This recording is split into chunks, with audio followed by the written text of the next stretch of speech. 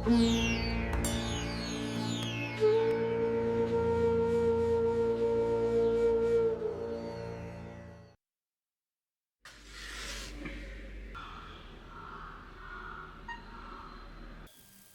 ಸುಷ್ಮಾ, ನಿನ್ degree pass ಆಗಿ ಎಷ್ಟು ವರ್ಷ ಐತೆ? 2 ವರ್ಷ. ಆದ್ರೂ ನಿಂಗೊಂದು ಒಳ್ಳೆ ಕೆಲಸ ಸಿಗ್ಲಿಲ್ವಲ್ಲ? ನಿನ್ ತಪ್ಪಲ್ಲ, ನಿನ್ ಕಾಲ್ ನಟ್ಗಿಲ್ದಿರೋದು ನಮ್ ಪೂರ್ವ ಜನ್ಮದ ಕರ್ಮ. ನೀನು ಒಂದ್ ಕೆಲ್ಸಕ್ಕೆ ಹೋಗಿದಿದ್ರೆ ಹುಡುಗಿ ರೂಪಂತೆ ಅಂತ ಯಾವನಾದ್ರೂ ಲವ್ ಮ್ಯಾರೇಜ್ ಆದ್ರೂ ಮಾಡ್ಕೊಳ್ತಾ ಇದ್ದ. ಆಗ ನಮ್ಗೆ ನಿನ್ ಹುಡುಗನ್ ನೋಡೋ ಕೆಲ್ಸನಾದ್ರೂ ತಪ್ತಾ ಇತ್ತು. ಏನು ಅಮ್ಮ ಮಗಳ ನಡುವೆ ಏನೋ ಜೋರಾದ ಮಾತುಕತೆ ನಡೀತಾ ಇದೆ ಅಲ್ವೇ ವೀಣಾ?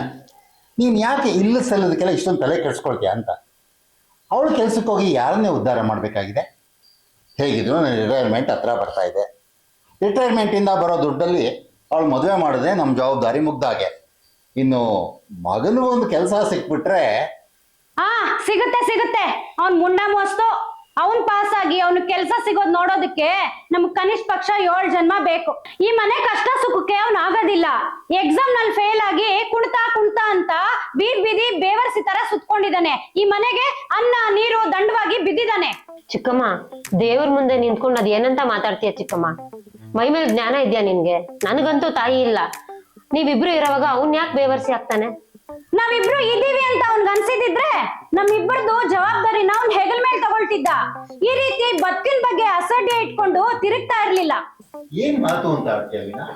ಅಲ್ಲ, ಓದು ಬರದೆ ಎಲ್ಲರೂ ದೊಡ್ಡವರಾಗ್ತಾರೆ ಅಂತ ತಿಳ್ಕೊಂಡಿದ್ಯಾ? ನನಗ್ ಗೊತ್ತಿರೋ ಎಷ್ಟೊಂದ್ ಜನ SLCನೂ ಪಾಸ್ ಮಾಡಿಲ್ಲ, ಆದ್ರೆ ತಿಂಗಳಿಗೆ ಲಕ್ಷ ಗಟ್ಟಲೆ ದುಡಿತಾ ಇದ್ದಾರೆ. ಯಾರ್ಯಾರ ಹಣೆಯಲ್ಲಿ ಏನೇನ್ ಬರ್ದಿದ್ಯೋ ಯಾರಿಗೆ ಗೊತ್ತು? ಹಣೆ ಬರಹ ಬದಲಾಯಿಸೋಕೆ ಯಾರ ಕೈಲೂ ಸಾಧ್ಯ ಇಲ್ಲ, ತಿಳ್ಕೊ. ಅಪ್ಪ ಹೇಳ್ತಿರೋದು ಕರೆಕ್ಟ್ ಆಗಿದೆ. ಹೌದು, ಅವನ್ಗೆ ಟ್ಯಾಲೆಂಟ್ ಇದೆ. ಅವ್ನ್ ಇದ್ರಲ್ಲೇ ಶ್ರಮ ಪಟ್ಟರೆ ಸಕ್ಸಸ್ಫುಲ್ ಆಗೇ ಆಗ್ತಾನೆ. ನೋಡ್ತಾ ಇರಿ, ಒಂದಲ್ಲ ಒಂದ್ ದಿವಸ ನನ್ನ ತಮ್ಮ ಮೈಕಲ್ ಜಾಕ್ಸನ್ ತರ ದೊಡ್ಡ ಡ್ಯಾನ್ಸರ್ ಆಗೇ ಆಗ್ತಾನೆ. ವಾವ್, ಏನು ಇಷ್ಟು ಸಕ್ಕತ್ತಾಗಿ ಮಾಡ್ತಿದ್ಯಾ? Thank you so much sir, thank you. ಮೊದಲೆಲ್ಲ ನಾನು ಹೇಳ್ಕೊಟ್ಟು ನೀನು ಕಲಿತಿದ್ದೆ. ಈಗಂತೂ ಯಾರು ಹೇಳ್ಕೊಡ್ದೇನೆ ನೀನೆಲ್ಲ ಕಲ್ತಿದ್ಯಾ. ಡ್ಯಾನ್ಸಲ್ಲಿ ನೀನು ಜೀನಿಯಸ್ ಕಣೋ. ಆದರೆ ನಿನ್ನ ಲೈಫ್ ಬಗ್ಗೆ ಸ್ವಲ್ಪ ಕಾಳಜಿ ವಹಿಸ್ಬೇಕಿತ್ತು. ಎಕ್ಸಾಮ್ ಬಗ್ಗೆ ಮಾತಾಡ್ತಾ ಇದ್ದೀರಾ ಸರ್? ಹೌದು, ನೀನೆಷ್ಟೇ ಟ್ಯಾಲೆಂಟೆಡ್ ಆಗಿದ್ರು ಕಾಂಪಿಟೇಷನ್ ಅನ್ನೋದು ಇಲ್ಲಿ ಇದ್ದೇ ಇರುತ್ತೆ. ನೀನು ಸ್ಟ್ರಗಲ್ ಮಾಡಬೇಕಾಗುತ್ತೆ. ಆದರೂ ಪಾಲಿಟಿಕ್ಸ್ನ ನೀನು ಜಯಿಸೋಕ್ಕಾಗಲ್ಲ. ಅದಕ್ಕೆ ಹೇಳ್ತಿರೋದು, ಎಜುಕೇಷನ್ ವಿಷಯದಲ್ಲಿ ಕೇರ್ಲೆಸ್ ಮಾಡಬೇಡ ಅಂತ. ನಾನು ನಂಬೋದು ಅದು ಒಂದು ಶಕ್ತಿ, ಕಲೆ ಸರ್. ಅದ್ರ ಮುಂದೆ ಯಾವುದು ದೊಡ್ಡದಲ್ಲ. ಈ ವಯಸ್ಸಲ್ಲೆಲ್ಲ ಹೀಗೆ ಅನ್ಸೋದು, ಮುಂದೆ ನಿನಗೆ ಅರ್ಥ ಆಗುತ್ತೆ. ಹಲೋ ಸಂಜಯ್, 22 ವರ್ಷ ಆಯ್ತಲ್ಲಪ್ಪ ನಿನ್ಗೆ. ನೀನ್ ಇನ್ನ ಎಷ್ಟು ವರ್ಷ ಬೇಕೋ ರಾಜಕೀಯ ಸೇರಕ್ಕೆ?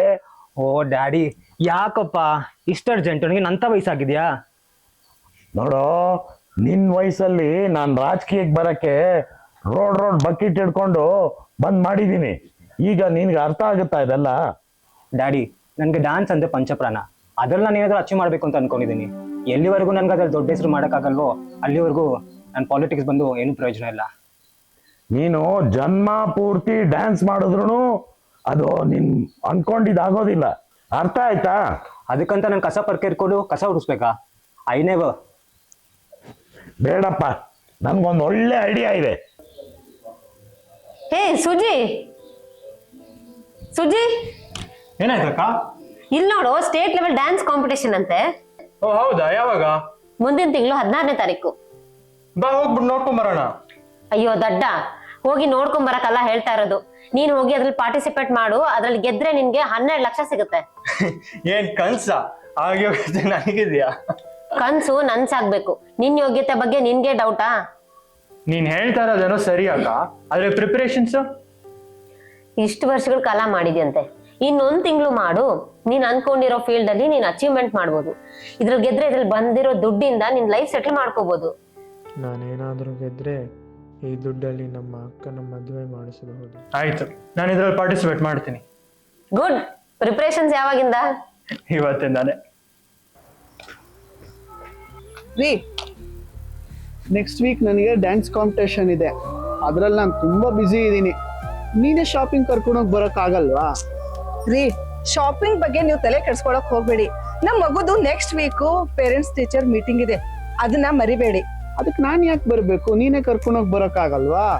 ಅಲ್ಲ ರೀ, ಫಾದರೇ ಬರ್ಬೇಕು ಅಂತ ಹೆಡ್ ಮಿಸ್ಟ್ರೆಸ್ ಪರ್ಟಿಕ್ಯುಲರ್ ಆಗಿ ಹೇಳಿದ್ದಾರೆ, ಅದಕ್ಕೆ ಹೇಳ್ತಿದೀನಿ. ಇದು ಒಳ್ಳೆ ಚೆನ್ನಾಗಿದೆ ರೀ. ಅವಳ ಅಟೆಂಡೆನ್ಸ್ ತುಂಬಾ ಕಮ್ಮಿ ಇದೆ, ವಾರಕ್ಕೆ 2 ದಿನ ರಜೆ ಹಾಕ್ತಾಳೆ. ಕೇಳಿದ್ರೆ ಹೊಟ್ಟೆ ನೋವು, ಕಾಲ್ ನೋವು ಅಂತ ಹೇಳ್ತಾನೆ ಇರ್ತಾಳೆ. ಅಲ್ಲ, ಅವಳಿಗೆ ಏನಾಗಿದೆ ಅಂತ ನನ್ಗೆ ಅರ್ಥನೇ ಆಗ್ತಿಲ್ಲ. ಈ ಪೇರೆಂಟ್ಸ್ ಟೀಚರ್ಸ್ ಮೀಟಿಂಗ್ ಎಲ್ಲ ಬಿಟ್ಬಿಡಿ, ಮೊದ್ಲು ಅವಳ ಹೆಲ್ತ್ ಏನಾಗಿದೆ ಅಂತ ಸ್ವಲ್ಪ ಕಾಳಜಿ ವಹಿಸ್ರಿ. ಸರಿ, ನಮ್ ಫ್ಯಾಮಿಲಿ ಡಾಕ್ಟರ್ಗೆ ಕಾಲ್ ಮಾಡ್ತೀನಿ, ಅವರು ಚೆಕ್ ಮಾಡಿ ರಿಪೋರ್ಟ್ ಕೊಡ್ತಾರೆ. ಸರಿ, ಆದಷ್ಟು ಬೇಗ ಆ ಕೆಲಸ ಮಾಡಿ ಮುಗಿಸಿ. ಹಲೋ ಜಯರಾಜ್.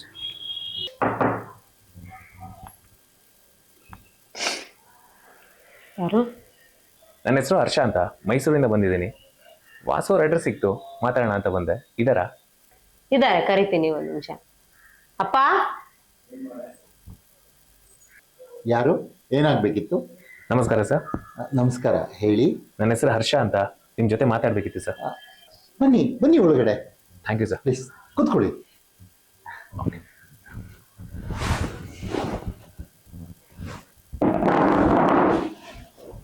ಹೇಳಿ, ಏನು ವಿಷಯ? ಸರ್, ನೇರವಾಗಿ ವಿಷಯಕ್ಕೆ ಬರ್ತೀನಿ. ಹಾಂ. ನಿಮ್ಮ ಮಗಳು ಮದುವೆಗಿದ್ದಾಳೆ ಅಂತ ಕೇಳ್ಪಟ್ಟೆ. ಹೌದು. ಕೆಲವೊಂದಿಷ್ಟು ವಿಚಾರಗಳನ್ನ ತಿಳ್ಕೊಂಡಿದ್ದೀನಿ. ನಿಮಗೇನು ಅಭ್ಯಂತರ ಇಲ್ಲ ಅಂದ್ರೆ ನಾನು ನಿಮ್ಮ ಮಗಳನ್ನ ಮದುವೆ ಆಗ್ಬೋದಾ ಸರ್? ವೀಣಾ, ಬಾಯ್ಲಿ. ಇವಳು ನನ್ನ ಹೆಂಡತಿ ವೀಣಾ ಅಂತ. ನಮಸ್ಕಾರ. ಇವರು ನಮ್ಮ ಸುಶ್ರೂನ್ ಮದುವೆ ಆಗೋದಕ್ಕೆ ಬಂದಿದ್ದಾರೆ. ಸರ್, ನಿಮ್ಮ ಮಗಳನ್ನ ಮದುವೆ ಆಗಿ ನನಗೆ ಒಪ್ಪಿಗೆ ಇದೆ. ನಿಮ್ಮೆಲ್ಲರೂ ಒಪ್ಪಿಗೆ ಇದ್ರೆ, ಹಾಗೆ ನಿಮ್ಮ ಮಗಳು ಒಪ್ಪಿಗೆ ಇದ್ರೆ, ನಾನು ನಿಮ್ಮ ಮಗಳನ್ನ ಮದುವೆ ಆಗ್ಬೋದಾ ಸರ್? ಒಂದು ನಿಮಿಷ, ನನ್ನ ಮಗಳನ್ನ ಕೇಳ್ತೀನಿ. ಸರಿ ಸರ್. ಸುಮ್ಮನೆ ಇರ್ರಿ, ಅವಳೇನ್ರಿ ಕೇಳೋದು? ಇರು ವೀಣಾ, ನಿಂಗೆ ಗೊತ್ತಾಗಲ್ಲ. ಮಗಳೇ, ಬಾಮ್ಮ ಇಲ್ಲಿ. ಅಪ್ಪ. ನೋಡಮ್ಮ, ಇವರು ನಿನ್ನ ಮದುವೆ ಆಗೋದಕ್ಕೆ ಒಪ್ಪಿದ್ದಾರೆ. ನಿನಗೆ ಇವರು ಒಪ್ಪಿಗೆ ಏನಮ್ಮ? ನೀವ್ ಹೇಗೆ ಹೇಳ್ತಿರೋ ಹಾಗೆ ಅಪ್ಪ. ವೀಣಾ, ನಮ್ದೇನು ಅಭ್ಯಂತರ ಇಲ್ಲ. ಆದಷ್ಟು ಬೇಗ ಮದುವೆ ಮಾಡ್ಕೊಡ್ತೀವಿ. ಏನಂತೀಯ ವೀಣಾ?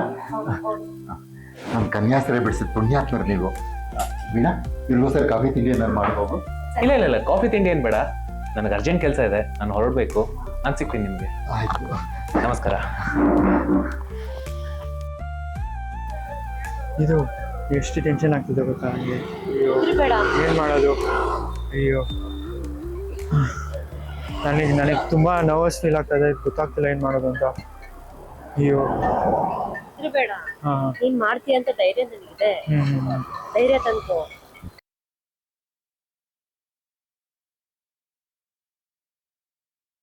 ಹೇ ಸುಜಿತ್, ಹೇಗಿದ್ಯಾ? ಹಾ, ಚೆನ್ನಾಗಿದ್ದೀನಿ ಸರ್. ನಮಸ್ಕಾರ. ನಿನ್ ಬಗ್ಗೆ ತುಂಬಾ ಕೇಳಿದ್ದೆ, ನೋಡಿದ್ದೆ. You are a very good dancer ಯಾರ್. ಅಯ್ಯೋ ಸರ್, ನನ್ನನ್ನು ಹೊಗಳ್ತಾ ಇದ್ದೀರಾ? Thank you so much. ಅಂದಾಗೆ ನನ್ನ ಪರಿಚಯ ನಿನಗಿದ್ಯಾ? ನಿಮ್ ಗುರುನ ಕೇಳೋ. ಇವರು ನನ್ನ ಕ್ಲಾಸ್ಮೇಟು, ಅಮೇಝಿಂಗ್ ಡ್ಯಾನ್ಸರ್ ಆಗಿದ್ರು ಒಂದು ಕಾಲದಲ್ಲಿ. ಈಗ one of the world's famous kidney therapist doctor. ಅವರು ಇವರು ಎಲ್ಲ ಏನು? ನಾನು ಡಾಕ್ಟರ್ ಆದ ಮಾತ್ರಕ್ಕೆ ನನ್ನ ಮೈಮೂಳೆ ಏನು ಚಿನ್ನದಾಗೋಯ್ತಾ? ನೋಡಪ್ಪ, ನಾನು ಒಬ್ಬ ಕಲಾ ಪ್ರೇಮಿ. ಮನುಷ್ಯನಿಗೆ ಚಟಗಳು ಜಾಸ್ತಿ ಆದಾಗ ಕಾಯಿಲೆಗಳು ಹೆಚ್ಚಾಗತ್ತೆ. ಅದೇ ಒಳ್ಳೆ ಅಭ್ಯಾಸಗಳು ಹೆಚ್ಚಾದಾಗ ಉತ್ಸಾಹ ಜಾಸ್ತಿಯಾಗಿ ಆಯುಷ್ಯ ಹೆಚ್ಚಾಗತ್ತೆ. ನಿಜ, ನನಗೆ ಒಳ್ಳೆ ಹೆಸರು ತರೋ ಕೆಲಸನೇ ಮಾಡ್ತಾನೆ ಅಂತ ನನಗೂ ಕಾನ್ಫಿಡೆನ್ಸ್ ಇದೆ. ಅಷ್ಟೇ ಅಲ್ಲ, ಚೆನ್ನಾಗಿ ಡ್ಯಾನ್ಸ್ ಮಾಡಿ ಬಹುಮಾನನೂ ಗೆಲ್ತಾನೆ. ಹೌದು. ಇಲ್ಲಿ ನೆರೆದಿರುವಂತಹ ಆಂಟಿಯರೇ, ತುಂಟಿಯರೇ, ಈಗಷ್ಟೇ ಚಿಗುರುತ್ತಿರೋ ಕುಡಿ ಮೀಸೆ ಪಂಟ್ರುಗಳೇ, ಹಾಗೂ ನಮ್ಮ ಹಿರಿಯರು, ಅಜ್ಜಿ, ತಾತಂದಿರೆ, ಎಲ್ಲರಿಗೂ ಈ ಡ್ಯಾನ್ಸ್ ಕಾರ್ಯಕ್ರಮಕ್ಕೆ ಸ್ವಾಗತ, ಸುಸ್ವಾಗತ. ನೃತ್ಯ ನಮ್ಮ ಸಂಸ್ಕೃತಿಯ ಜೀವಾಳ. ಇದು ಭಾಷೆಯನ್ನು ಮೀರಿ ಮಾತಾಡುವಂತಹ ಶಕ್ತಿಯನ್ನ ಹೊಂದಿದೆ. ಇಲ್ಲಿ ನೆರೆದಿರ್ತಕ್ಕಂತಹ ರಾಜ್ಯ ಮಟ್ಟದ ಪ್ರತಿಯೊಬ್ಬ ಕಲಾವಿದರಿಗೂ ಒಂದು ಸಿಹಿ ಸುದ್ದಿ ಕಾದಿದೆ. ಇಲ್ಲಿ ಬಂದು ವಿಜೇತರಾದರಿಗೆ ಒಂದಲ್ಲ ಎರಡಲ್ಲ, ಬರೋಬ್ಬರಿ 12 ಲಕ್ಷ ಬಹುಮಾನ ಕಾದಿದೆ.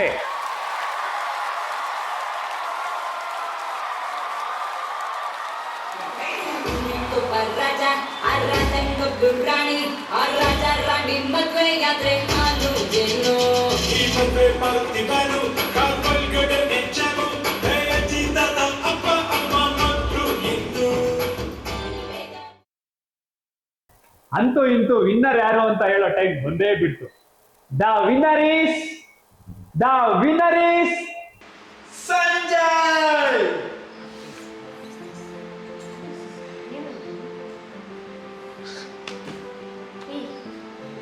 ಅಕ್ಕ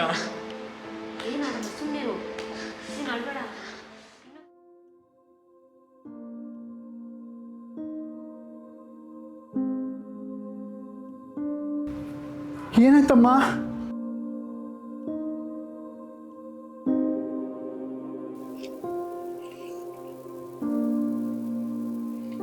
ನಿಮ್ಮ ಮಗುಗೆ ಕಿಡ್ನಿ ಫೇಲ್ಯೂರ್ ಆಗಿದೆ. ಅರ್ಜೆಂಟಾಗಿ ಕಿಡ್ನಿ ರೀಪ್ಲೇಸ್ ಮಾಡದೇ ಇದ್ರೆ ಮಗು ಬದುಕೋದು ಕಷ್ಟ. ಹಾಗಾದ್ರೆ ಈಗ ಏನ್ ಮಾಡೋದು doctor?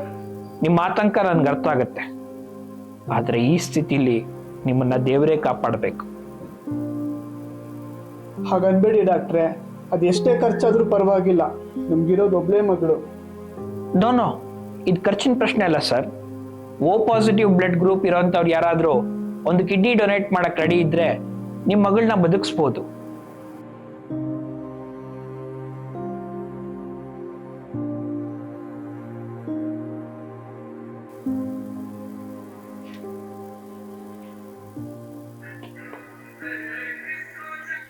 Hello Sharath Kumar, operation ಆಗೋಕ್ಕೂ ಮುಂಚೆ ನಾನು ಡೋನರ್ನ ಒಂದ್ಸತಿ ಮೀಟ್ ಮಾಡಿ ಮಾತಾಡಬೇಕು.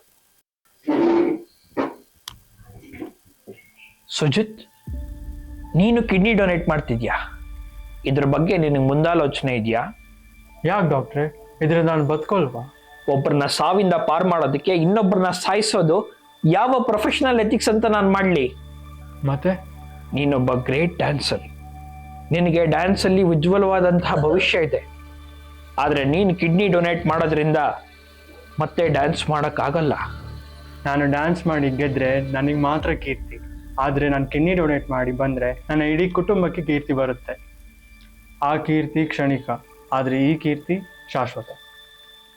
ಮನುಷ್ಯ ಸಾಧನೆ ಮಾಡಿ ಸತ್ರೇನೆ ಅವನ ನೆನಪು ಎಲ್ಲರ ಮನಸ್ಸಲ್ಲೂ ಉಳಿಯೋದು. ಆದರೆ ನಾನು ಮಾಡ್ತಿರೋದು ಸಾಧನೆನೇ ಅಲ್ವಾ ಡಾಕ್ಟ್ರೆ? ವ್ಯರ್ಥವಿ ಜೀವನದ ಬಡಿದಾಟವೆನ್ನದಿರು, ಅರ್ಥಬಹುದು ನಿನಗೆ ಪೂರ್ಣ ದರ್ಶನದಿಂ. ನರ್ತಿಪನು ಜಡಜೀವ ರೂಪಗಳಲ್ಲಿ ಬೊಮ್ಮ, ಪೂರ್ತಿದ ನರಿಯ ಸೊಗ ಮಂಕುತಿಮ್ಮ. ನಾನು ಮೊದಲೊಬ್ಬ ಡ್ಯಾನ್ಸರ್ ಆಗಿ ಆಮೇಲೆ ಒಬ್ಬ ಡಾಕ್ಟರ್ ಆಗಿತ್ತು. ನಿನ್ನಲ್ಲೊಬ್ಬ ಡ್ಯಾನ್ಸರ್ನ ನೋಡಿ ನಿನಗೆ ಸ್ಟಾರ್ ಸ್ಥಾನ ಕೊಡೋಣ ಅಂತಿದ್ದೆ, ಆದರೆ 2 ಜೀವಗಳಿಗೆ ಲೈಫ್ ಕೊಟ್ಟು ನೀನು ಸೂಪರ್ ಸ್ಟಾರ್ ಆಗ್ಬಿಟ್ಟೆ ಕಣಯ್ಯ. I am proud of you, I am proud of you. ಈ ತ್ಯಾಗದಿಂದ ನನ್ನ ಬದುಕು ಏನಾಗಬಹುದು ಅನ್ನೋ ಚಿಂತೆ ನಿಮಗಿರ್ಬೋದು, ಆದರೆ ಇದು ನನ್ನಿಂದ 2 ಜೀವಗಳಿಗೆ ಬದುಕು ಬಂತಲ್ಲ, ಆ ಆನಂದ ನಂದು.